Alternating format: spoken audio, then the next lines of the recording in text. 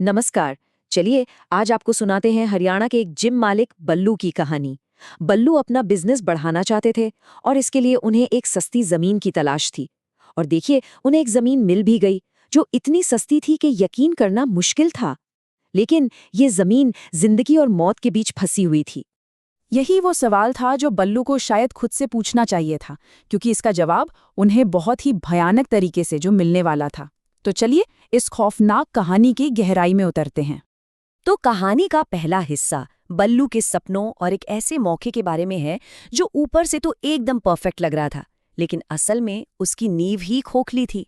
बल्लू शहर के बाहर एक नया बड़ा जिम खोलना चाहते थे और उन्हें हाईवे से बस थोड़ी ही दूर एक बढ़िया सा प्लॉट मिल भी गया। अब दिक्कत ये थी कि जमीन के एक तरफ था शमशान, जिसे माना जाता है प्रेतों का इलाका, और दूसरी तरफ था कब्रिस्तान, जहाँ कहते हैं कि जिन्नों का वास होता है। बल्लू ने सोचा, अरे ये सब तो अंधविश्वास है, और सौदा पक्का कर लिया। उन्हें लगा कि जब 3 मंजिला जिम बन जाएगा तो इन बातों से भला क्या ही फर्क पड़ेगा। पहली गड़बड़ तब शुरू हुई जब बल्लू ने जमीन पर कब्जा दिखाने के लिए एक कच्ची सी 4 दीवारी बनवाई। अगली सुबह देखा तो दीवार पूरी तरह से टूटी पड़ी थी। बल्लू को लगा ये पक्का किसी बदमाश का काम है जो जमीन हड़पना चाहता है। खैर, उन्होंने दीवार फिर से बनवाई, लेकिन 2 दिन बाद दीवार फिर से गिरी हुई मिली। अब बल्लू का गुस्सा 7वें आसमान पर था। उन्होंने फैसला कर लिया कि वो रात में वहीं रुककर इन बदमाशों को सबक सिखाएंगे। और बस यहीं से कहानी एक ऐसा भयानक मोड़ लेती है जहां उनका सामना इंसानों से नहीं बल्कि किसी और ही दुनिया की ताकतों से होने वाला था। तो होता ये है कि बल्लू और उनके 4 हट्टे-कट्टे ट्रेनर रात में उस जमीन पर घात लगाकर बैठ गए। उन्हें पूरा यकीन था कि जो भी आएगा वो उनसे निपट लेंगे। लेकिन वो इस बात से बिल्कुल अनजान थे कि असल में वो किसका सामना करने जा रहे हैं। आधी रात को अचानक एक ईंट गिरने की आवाज आई। एक ट्रेनर ने हिम्मत करके देखने की सोची। जैसे ही उसने दीवार के ऊपर से झांका, वो चीखता हुआ, लड़खड़ाता हुआ पीछे भागा। उसकी कांपती हुई आवाज से बस इतना ही निकला, मैंने एक भयानक चेहरा देखा, वो एक जिन था। और इसके बाद जो हुआ वो किसी बुरे सपने से भी बदतर था। एक तरफ कब्रिस्तान की तरफ से जिन दीवार तोड़ रहे थे, तो दूसरी तरफ शमशान से जली हुई लाशों जैसी आत्माएं आगे बढ़ रही थीं। उनके शरीरों से अजीब सी गर्मी और भाप निकल रही थी। वो जमीन अब 2 अलौकिक ताकतों के बीच एक जंग का मैदान बन चुकी थी। बल्लू ने हिम्मत दिखाकर एक जली हुई आकृति को धक्का देने की कोशिश की, लेकिन उसे छूते ही बल्लू के हाथ बुरी तरह झुलस गए। उसी एक पल में उन्हें ये एहसास हो गया कि उनकी मसल्स इन ताकतों के सामने किसी काम की नहीं है। वे सब के सब अपनी जान बचाकर वहां से भागे। अब तक बल्लू को ये तो साफ हो गया था कि ये मामला उनकी पहुंच से बहुत बाहर है। उन्होंने फैसला किया कि अब आध्यात्मिक विशेषज्ञों से मदद ली जाए। और इसके बाद जो हुआ वो असफलताओं का एक ऐसा सिलसिला था जो लगभग मजाकिया लगने लगता है। तो सबसे पहले बल्लू एक तांत्रिक के पास गए। तांत्रिक ने आते ही बड़े बड़े दावे किए, लेकिन वो सिर्फ शमशान के प्रेतों से निपटना जानता था। जब उसका सामना कब्रिस्तान के जिन्नों से हुआ तो उन्होंने तांत्रिक पर ही वो कच्ची दीवार गिरा दी। और जब वो मंत्र पढ़ने लगा तो कहते हैं कि एक जिन ने उसके होंठ पकड़कर बंद कर दिए। इसके बाद बल्लू एक दरगाह के बाबा के पास पहुंचे, जो जिन्नों के एक्सपर्ट माने जाते थे।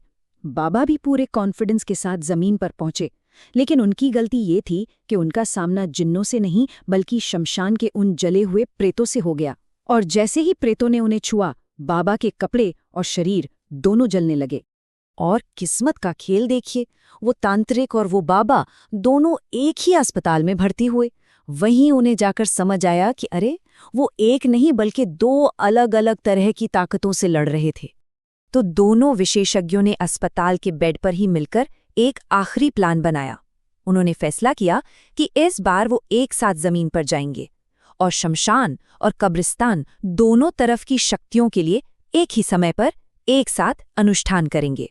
और अब कहानी अपने क्लाइमैक्स पर पहुंचती है। एक ऐसा क्लाइमैक्स जहां आत्माओं की ये लड़ाई एक बहुत ही दर्दनाक और हिंसक इंसानी गलतफहमी में बदल जाती है। जरा मंजर सोचिए, रात का अंधेरा, घायल तांत्रिक अपनी बैसाखी के सहारे खड़ा है, बाबा पट्टियों में लिपटे हुए और साथ में बल्लू।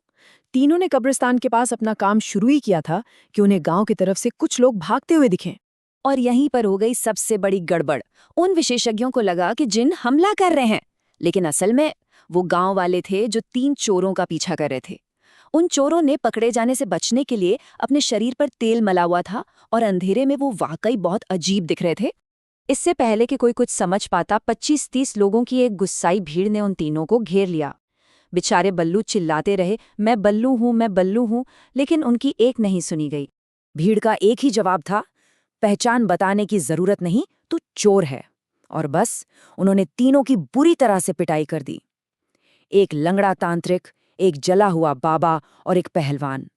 कोई भी उस गुस्साई भीड़ का मुकाबला नहीं कर सका। खैर, बाद में जब पुलिस आई तो सारी गलतफहमी दूर हुई। गांव वालों ने माफी भी मांगी, लेकिन तब तक बहुत देर हो चुकी थी।